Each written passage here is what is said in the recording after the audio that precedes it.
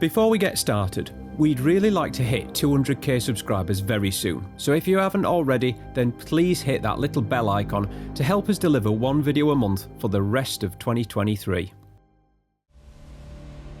Nowadays, it seems there's a new supercar launched every month, boasting some absurd amount of power, which is increasingly more difficult to use as the dimensions also continue to grow. It appears Ferrari realised this when creating its latest mid-engined variant. There's still an abundance of power, but packaged in a body which is smaller than the current F8, despite having to house the hybrid system. The eagerly anticipated 296 GTB.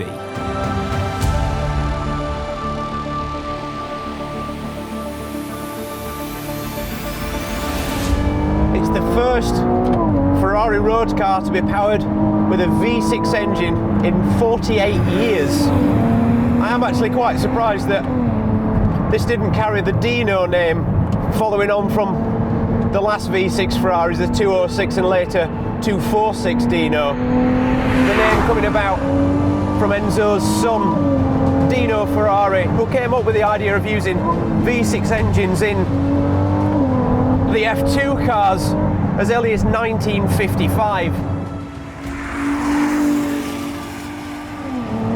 The last Ferrari Dino rolled off the production line back in 1974, and since then the lower range mid-engine Ferraris have all been powered by V8s right up until now. But typically with Ferrari not being satisfied with a car having enough power, rather than sticking with just a plain V6, this is twin turboed, and then it's also got some electric motors for a little bit of extra shove.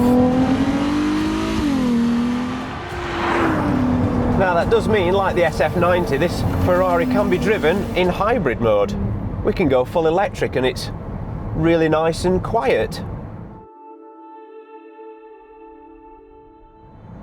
And on the electric motors alone, you actually get about 165 brake horsepower, which is about the same that you used to get from the early 206 Dino. But then if you decide to engage the 3-litre V6 engine again, you get an extra 663 brake horsepower, which means you get a total output of about 820.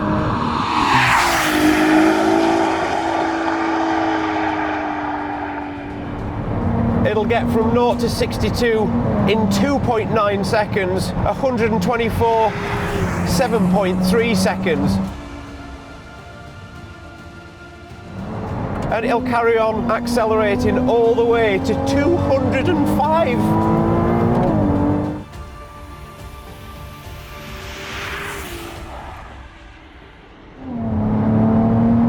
Now I know there's already lots of reviews out there of the 296 GTB, but they all seem to be filmed in the south of Spain, partly on a track and partly on some very smooth mountainous roads. But we thought, well, let's see how it actually handles in the real world, or real to us. So we've got a very wet B road in England.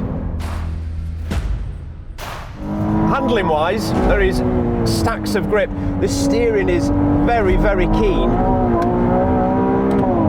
Just caught sight of the rear wing, which keeps deploying out of the back, either to slow you down or to add a little bit of extra downforce if it thinks you need it.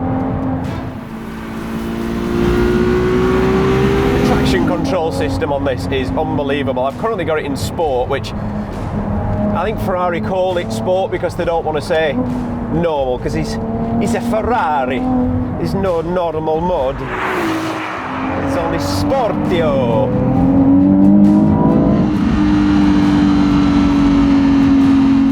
But if you turn it in wet, you can actually be quite brutal with the throttle, and it will help you out so well. The 296 has also got a new form of ABS system, which means for those of us that aren't racing drivers, you can brake all the way in to an apex, and it'll be monitoring the grip on each wheel and making sure that it doesn't unsettle the car.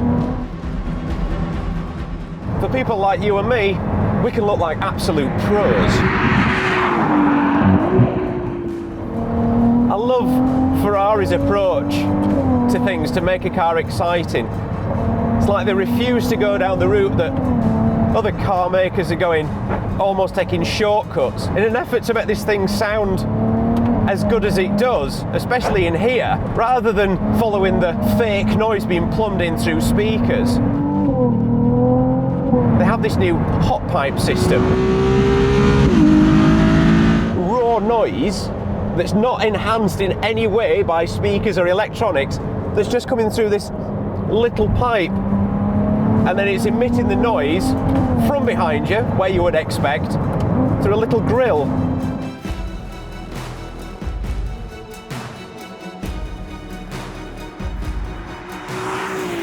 Sounds biblical for a small turbocharged V6 engine.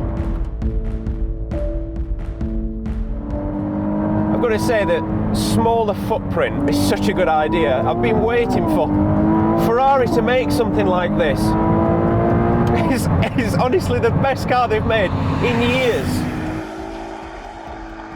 I honestly didn't think I would have as much confidence with this car on a day like today, but back in sport now, and even then there's stacks of grip. I was quite disappointed when I drove the SF90 because although yes, it's a 1,000 brake horsepower monster of a thing, apart from the acceleration it just wasn't that exciting. It didn't sound that good and it didn't fill me with any excitement. This, you can actually enjoy it on a B road. It's been a while since you can honestly say that you could do that with a modern Ferrari, but with this it's just so well planted but lively.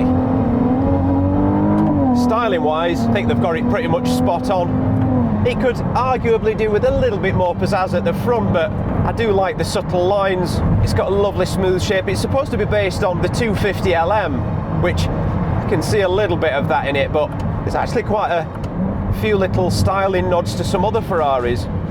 The rear engine cover, if you replace that glass with some nice 70s style air vents, with a centre in the middle that's colour coded, it's very much reminiscent of the 308 GTB.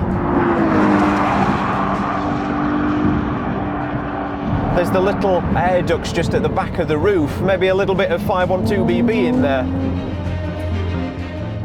And then these side intakes, they're sort of a mix of the 250LM and then the rear haunches over the wheel, maybe a little bit of 330p4 in there, so it's a very classical shape. The hybrid system works incredibly well.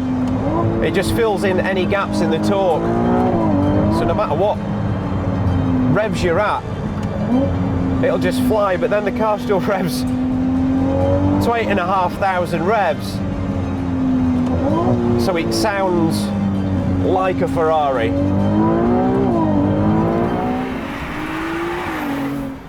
I still maintain that the 296, as with pretty much any other supercar, has an excessive amount of power for a road car.